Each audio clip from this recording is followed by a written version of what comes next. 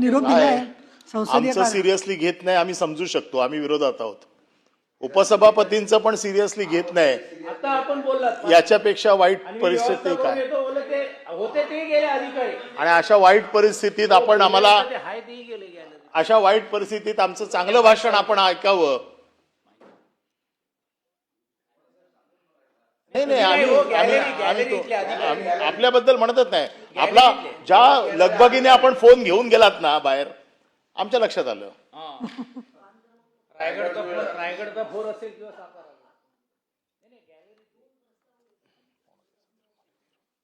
सभापती महोदय, राज्यपालांच्या अभिभाषणावरती चर्चा आणि या चर्चेचा प्रस्ताव सन्माननीय महाराष्ट्र राज्याचे कॅबिनेट दर्जा असलेले प्रवीण दरेकर यांनी मांडलेला आहे. अरे आहे की नाही? त्याच्यावर येतो ना पुढे, त्याच्यावर पुढे येतो. खरं म्हणजे राज्यपालांच्या भाषणावर करायची काय चर्चा? कारण ही 5 वर्षाची राज्यपालांची 4 वर्ष 3-4 वर्षाची मी बघतोय आणि त्याची उत्तरं पण बघतोय. दरवर्षी नेहमीची येतो पावसाळा, अशी ती परिस्थिती असते. आणि दरवर्षी बिचारे प्रवीण दरेकर यांना त्यावेळेला ते सन्माननीय सदस्य होते आणि सन्माननीय सदस्यांना हे कामच असतं की बाबा एखादी गोष्ट सांगितली, खरं म्हणजे ते असले पाहिजे होते अशी माझी अपेक्षा होती. कारण माझे मित्र आहेत, त्यांच्याबद्दल मला प्रेम आहे आणि ते दरवर्षी मांडतात. मी दरवर्षी असं म्हणतो की तुम्हाला हेच काम आहे का, हेच काम आहे का? तर त्यांना असं वाटतं का की मी त्यांची पुढे कुचेष्टा करतो का? पण खरोखर नाही करत. मला मनापासून असं वाटतं की त्यांचं ते काम नाहीये. खूप वर्ष त्यांनी ते काम केलं आणि मग आता कोणी मांडायचा? मग तो कॅबिनेट दर्जा असताना देखील त्यांनीच मांडला. खरं म्हणजे मला असं वाटलं तर मनीषाताई मांडतील किंवा दुसरं कोणी सदस्य मांडेल. पण मी विचार करत होतो की कॅबिनेट दर्जा असताना त्यांनी मांडला. पहिलं मला असं वाटलं होतं की ते मांडणार नाहीत कारण त्यांना कॅबिनेट दर्जा आहे. नंतर मी थोडा घरी जाऊन विचार केला की अरे कॅबिनेट दर्जा आहे म्हणजे कॅबिनेट नाहीये म्हणजे काय? गावठी भाषेत जर सांगायचं झालं तर प्रेयसीला बायकोचा दर्जा दिलाय, बायको केलेलं नाहीये. आणि जर असं जर सरकारी कुंकू लागलेलं नसेल तर अशी पण कामं करावी लागतात. असं मी बोललो तर त्यांना कधी कधी वाटतं की तुम्ही माझी मस्करी करताय की माझं खरोखर माझ्याबद्दल प्रेम आहे. माझ्याबद्दल त्यांच्याबद्दल प्रेमच आहे, माझी इच्छाच आहे.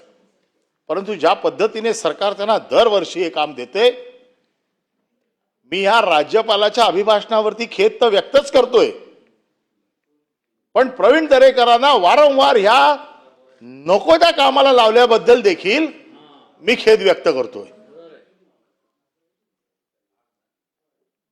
आणि मी बघितलं की खरोखर हे राज्यपालांच्या अभिभाषणावरती चर्चेचा प्रस्ताव त्यांनी मांडला का? मग बघितलं त्यांचे सगळे मुद्दे, कारण राज्यपालाच्या अभिभाषणावरती 58 मुद्दे आहेत आणि त्यांनी जवळजवळ मांडलेले मुद्दे 125 का 126 होते. मग हे वाढीवचे मुद्दे काय आहेत जे राज्यपालांनी आपल्या अभिभाषणातच सांगितले नाहीत? मग मी विचार केला काय ते जरा नीट रात्री भाषण ऐकूया त्यांचं.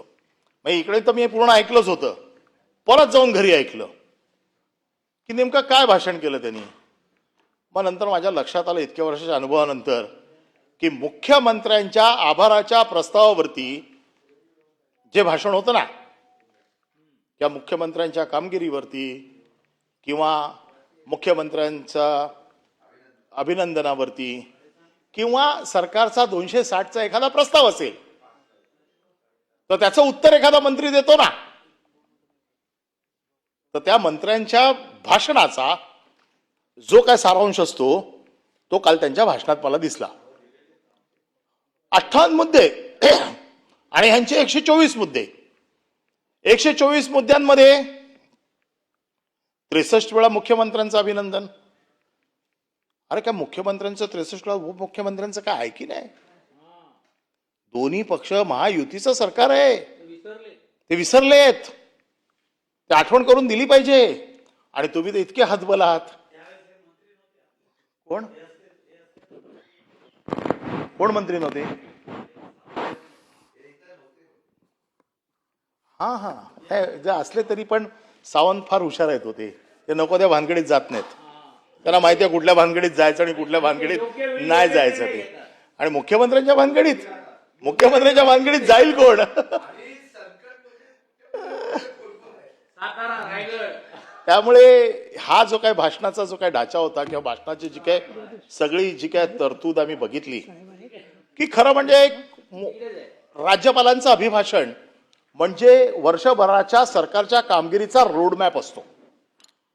राज्यपाल माझं सरकार पुढच्या वर्षभरात काय करणार आहे हे साधारण त्या सभागृहात दोन्ही सभागृहाच्या सदस्यांना आणि त्याच्या माध्यमातून महाराष्ट्राच्या जनतेला सांगत असतो की माझं सरकार पुढच्या वर्षभरात काय काम करणार आहे. आणि म्हणून मग मी हे सगळे रिपोर्ट आणले की 2023ला राज्यपाल काय बोलले, 2024ला राज्यपाल काय बोलले. 2024ला तर 2 झाली अधिवेशनं, 2 अधिवेशनात राज्यपालांनी भाषण केली. 25ला राज्यपालांनी भाषण केलं आणि 26ला राज्यपालांनी भाषण केलं. मग कम्पॅरेटिव्हली स्टेटमेंट बघितली की राज्यपालांनी काय काय केलंय. 23ला काय केलं, 24ला काय केलं, 25ला काय केलं, 26ला आता काय करणार आहेत. आणि मग माझ्या लक्षात आलं की महाराष्ट्राच्या या राजकारणामध्ये की सरकार जे काही राज्यपालांना माहिती देते ही माहिती देताना लोकांना सरकारला असं वाटतं का की या महाराष्ट्रातली जनता मूर्ख आहे. आपण काही जरी माहिती राज्यपालांना दिली आणि राज्यपालांच्या तोंडून ती वदवली तरी आपल्याला कोणी विचारणार नाहीये, आपल्या माहितीवरती कोण प्रश्न ठेवणार नाहीये. या राज्यपालांच्या अभिभाषणामध्ये साधारण ग्रोथ काय असेल, इंडस्ट्री ग्रोथ काय असेल, जीडीपी ग्रोथ काय असेल, विकासाची ग्रोथ काय असेल, विकास कशा पद्धतीने जाईल आणि शेतकरी, कष्टकरी, कामगार यांच्या बाबतीत सरकारची वेगवेगळी धोरणं काय असतील आणि प्रत्येक सेक्टरला आम्ही काय न्याय देऊ अशा प्रकारचं साधारण एक अभिप्रेत असतं की हे अभिप्रेत राज्यपालांच्या भाषणात किंवा सरकारकडे हे असायला पाहिजे. आणि म्हणून मग पहिला खेद मी व्यक्त करतो एवढ्यासाठी की महाराष्ट्राच्या एकंदर उत्पन्नामध्ये ज्या मुंबईचा 62% वाटा आहे त्या मुंबईबद्दल एक अवाक्षर देखील या राज्यपालांच्या अभिभाषणात नाहीये. हे सांगायचं काम कोणी केलं? मुंबईत आम्ही असं करतोय, मुंबईत तसं करतोय, हे प्रवीण दरेकरांनी केलं. हे राज्यपालांच्या अभिभाषणाचा भाग नाहीये. राज्यपालांच्या अभिभाषणामध्ये मुंबईवरती एकही शब्द नाहीये. 62% उत्पन्न मुंबईतनं जात आहे. महाराष्ट्राचा पूर्ण विकास मुंबईवरती आहे आणि त्या मुंबईबद्दल एक अवाक्षरी शब्द या राज्यपालांच्या भाषणात नाहीये. म्हणून या राज्यपालांच्या भाषणाचा मी खेद व्यक्त करून मी सुरुवात करतो. सरकारने सुरुवातच केली आहे की राजमाता जिजाऊ, छत्रपती शिवाजी महाराज, भारतरत्न डॉक्टर बाबासाहेब आंबेडकर, भगवान बिरसा मुंडा, महात्मा ज्योतिबा फुले, क्रांतीबाई सावित्रीबाई फुले, पुण्यश्लोक अहिल्यादेवी होळकर, राजश्री छत्रपती शाहू महाराज, अनेक नेते यांना उच्च आदर्शांचे आम्ही सदैव पालन करा. चांगली गोष्ट आहे, आमची देखील अपेक्षा आहे. दुसरा मुद्दा असा आहे की महाराष्ट्र कर्नाटक सीमा वाद. आता ह्या महाराष्ट्र कर्नाटक सीमा वादाचा किती वर्ष अजून चालू आहे, काय चालू आहे, महाराष्ट्राचे वकील त्याच्यात काय करतायत, आपली काय स्टेटस आहे, हे फक्त राज्यपालांच्या अभिभाषणाच्या निमित्ताने हा एक पॅरेग्राफ कायम राज्यपालांच्या अभिभाषणात असतो. बाकी वर्षभर याची कुठेही चर्चा होत नाही की महाराष्ट्र सीमावाद काय चालू आहे. सगळ्या सरकारांमध्ये कोणी त्याच्यावरती चर्चा करत नाही. कोणी सांगत नाही की आपल्याला काय करायचंय, कोणी सांगत नाही की आपल्याला काय संघर्ष करायचा आहे. आणि हे सगळं जे काही चाललेलं आहे त्याच्यामध्ये आपली सामाजिक अस्मिता आहे, मराठी भाषिक प्रांतीयता अस्मिता आहे, या सगळ्या गोष्टींचा कुठेही उल्लेख या एका राज्यपालाच्या अभिभाषणाच्या व्यतिरिक्त कधीच होत नाही, म्हणून मला त्याचा खेद व्यक्त करावासा वाटतो. यानंतर महाराष्ट्र कुठल्या दिशेने जाणार आहे, महाराष्ट्र कुठल्या दिशेने जाऊ शकतो, महाराष्ट्राची आर्थिक स्थिती काय असू शकते, हे स्वप्न आपण नेहमी राज्यपाल आपल्या अभिभाषणात देतात. 2027-28 पर्यंत महाराष्ट्राला $1 ट्रिलियन अर्थव्यवस्था बनवण्याचे अत्यंत महत्वाकांक्षी लक्ष्य ठेवले होते. परंतु 2026च्या अभिभाषणामध्ये त्याचा कुठे उल्लेखच नाहीये. चर्चेमध्ये काय येतं, 47 साली आम्ही 5 ट्रिलियन अर्थव्यवस्था बनवू महाराष्ट्राची. 47ला. अरे पण तुम्ही मागच्या वर्षी 27ला काय करणार होतात हे सांगितलं होतं, तर 26च्या आपल्या भाषणामध्ये किमान हे तर सांगा की 1 लाखाचं उद्दिष्ट होतं, आम्ही 60 लाखापर्यंत आम्ही कुठपर्यंत पोहोचलो, किती ट्रिलियन पर्यंत पोहोचलो की नाही पोहोचलो नसू तर का नाही पोहोचलं. फक्त चांगले मोठे मोठे शब्द लिहायचे. खरं म्हणजे काय, मला ह्या सगळ्या गोष्टी जायचं नाही, पण जे न समजणारे शब्द, ट्रिलियन, 47 साली, ज्या गोष्टी एकदम लांब आहेत, दूर आहेत, ह्या गोष्टींची स्वप्न, म्हणजे ज्याला म्हणतात ना की लांब झाडावरती बिस्किट बांधून ठेवणं, असं हे सरकारच्या राज्यपालांच्या अभिभाषणामधनं प्रेरित होते. आणि मुंबईचा GDP आज जसं मी सांगितलं की 62%, आज 25.73 लाख कोटी असून तो एकूण महाराष्ट्राच्या जवळजवळ 60% आहे. 60% वाटा फक्त मुंबईचा आहे, तरी देखील मुंबईचा उल्लेख नाही.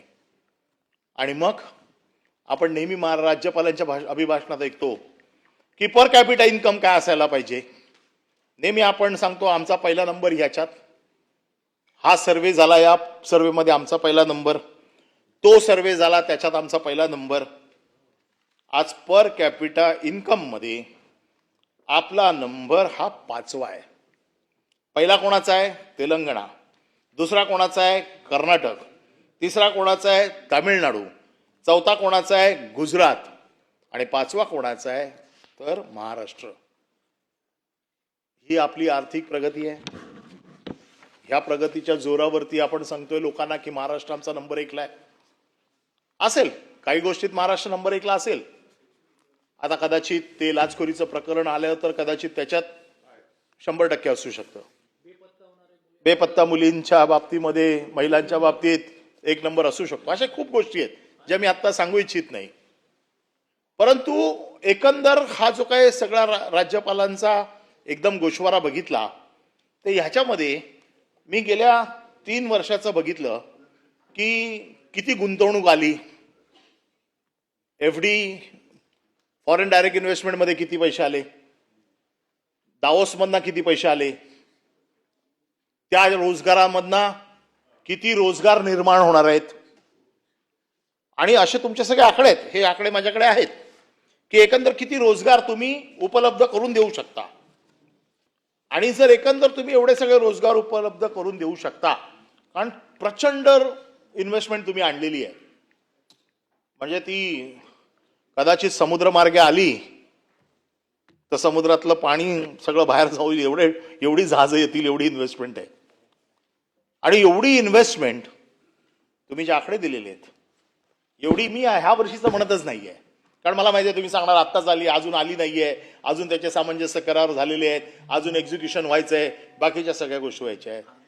पण 22-23, 23-24, 24-25 ह्याच्यामधले जे करार झाले आहेत, ह्या कराराच्या बाबतीमध्ये वस्तुस्थिती काय कधी आपण सांगितली महाराष्ट्राला?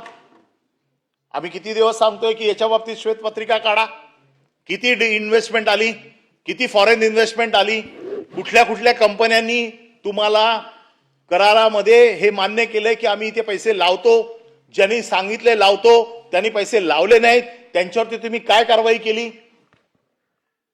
हे कळायला पाहिजे ना महाराष्ट्राच्या जनतेला. फक्त राज्यपालांच्या अभिभाषणामध्ये हे आकडे फेकायचे की एवढी इन्व्हेस्टमेंट आम्ही आणली. म्हणून मी आता एक साधारण आपलं जसं पूर्वी एम्प्लॉयमेंट एक्सचेंज होतं ना, तशी एक एक्सचेंज आहे आपली गव्हर्नमेंटची. त्याच्यात साधारण फक्त 6 महिन्याचा मागच्या वर्षीच्या मी आकडे बघितले. 34 लाख बेरोजगारांनी त्या पोर्टलवरती नोंदणी केली आहे 2025च्या. 34 लाख. मग तुम्ही एवढे आकडे देताय की हे 15,000 कोटी आले, 20,000 लोक लागणार कामाला, 20 लाख लोक लागणार. आता तुम्ही सांगितलंय 30 लाख कोटी येणार आहेत, म्हणजे मला वाटतं महाराष्ट्रात एक पण माणूस बेरोजगार राहणार नाही. म्हणजे तुम्ही जे आकडे सांगताय त्या आकड्यांशी जर रोजगाराची तुलना केली तर मग तुमच्या हिशोबाने कोणच बेरोजगार होणार नाही. मग ह्या पोर्टलवरती कोण नोंदणी करते? हे बेरोजगार आहेत कोण? आणि पुन्हा हे पोर्टल आमचे नाहीत, हे तुमच्या सरकारचेच पोर्टल आहेत. आणि त्याचे खात्याचे मंत्री कोण? लोढा, ज्यांना तुम्ही घेऊन गेले दावसला. आता लोढा ना मला सांगितलं असं तर मी मरमारी रुपये तुमची मीटिंग करून दिली असती. हा नाही, भाऊ माझे सहाय्यक आहेत, माझे मित्र आहेत, करतात मला मदत.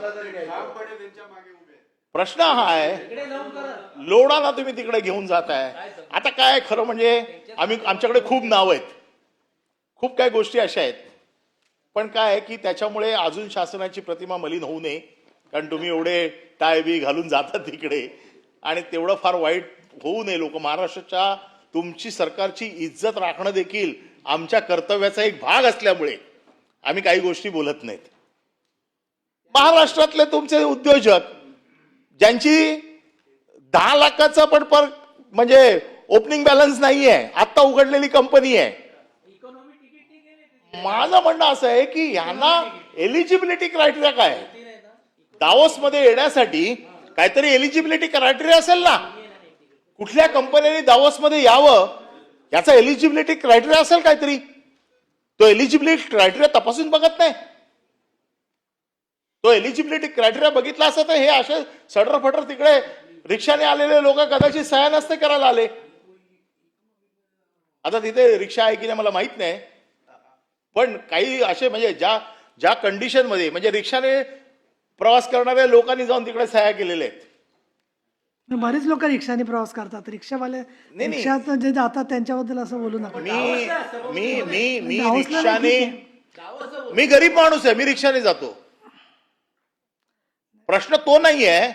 एखादा इंडस्ट्रियलिस्ट दावोसला जातो, त्याची एलिजिबिलिटी काय आहे? त्याच्या एलिजिबिलिटीचा क्रायटेरिया मी कशाशी जोडू? मुद्दा ठीक आहे, पण रिक्षाचा उल्लेख कशाला? रिक्षाने जाईल, पायी जाईल माणूस, कसं जाईल असं? हा सायकलने जाऊ शकतो. आणि असे लोक तुम्हाला माहिती आहेत कोण कोण आहेत ते. पण माझं मत असं आहे की हे जे तपासून बघायचं काम हे तुमच्या खात्याचं आहे. तुम्ही बघायला पाहिजे होतं की आपण कोणाला नेतोय दावसला, त्याची एलिजिबिलिटी काय आहे, एलिजिबिलिटी मध्ये तो बसतो की नाही. आणि असे आकडे तुम्ही आमच्यामध्ये हे पाठवताय आणि आम्हाला सांगताय की याच्यावरती राज्यपालांच्या अभिभाषणावरती, प्रस्तावावरती आम्ही खेद नाही व्यक्त करायचा. तर काय करायचं? तुमच्या पण मनाला पटतंय मनात ना. त्याचं कारण असं आहे, कालचं भाषण तुम्ही पण ऐकलेलं आहे आणि कालच्या भाषणात तुम्ही फक्त मुख्यमंत्र्यांचंच फक्त कौतुक ऐकलेलं आहे. उपमुख्यमंत्र्यांच्या बाबतीत काहीच बोललं गेलेलं नाहीये. याचं दुःख तुमच्या मनात आहे हे मी इथे बसून जाणतो. उद्योगमंत्री दावोसला गेले होते. उद्योगमंत्र्यांचं काय कौतुक व्हायला पाहिजे की नाही? त्यांचं खातं आहे, त्यांनी मेहनत केली आहे, त्यांच्या खात्याच्या लोकांनी हे सगळं जुळवून आणलेलं आहे. एलिजिबल नसल्याचं काय झालं? लोढाला तिथपर्यंत नेण्याचं काम तुमचं आहे ना. नाही, तुमचा अभिनंदनाचा ठराव करतोच, फक्त तुम्ही हे मान्य करा की जे एलिजिबल नव्हते त्याला पण आम्ही नेले. आताच ठराव करून टाकू. तर ही जी काय सगळी जी काय आकड्यांची धुळफेक आहे ही खोटी आहे, ही चुकीची आहे, ही फुगवलेली आहे. आणि ह्याच्या बाबतीत आमची अतिशय स्पष्ट मागणी आहे की ह्याच्या बाबतीत उद्योग खात्याची एक श्वेतपत्रिका निघाली पाहिजे. ज्या श्वेतपत्रिकेमध्ये गेल्या 3-4 वर्षामध्ये किती परदेशी गुंतवणूक आली, किती कंपन्या आल्या, किती कंपन्या आपल्याकडनं गेल्या,